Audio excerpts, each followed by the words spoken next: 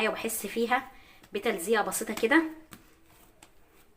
اهي. كده تبقى جاهزه معايا زي ما احنا شايفين. نبدا بقى نسيبها على حسب المكان، ممكن تاخد من ساعه لساعتين، على ممكن تشغلي الفرن زي ما قلنا قبل كده، نشغله لمده بس دقيقتين كده يسخن معايا، وبعد كده بتحطي فيه العجينه بتاعتي عشان تختمر معاكي بسرعه لو انت مستعجله عليها.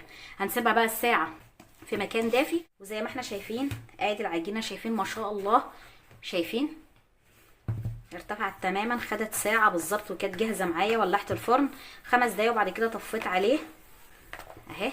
ده بقى نشيلها كده بالراحه على حسب حجم البيتزا اللي انت عايزاها. انا هعملها 4 قطع اهوت عشان تبقى متساويه. نحاول نقطعها كده، ناخد كل قطعه ونعملها كوره كده اهي.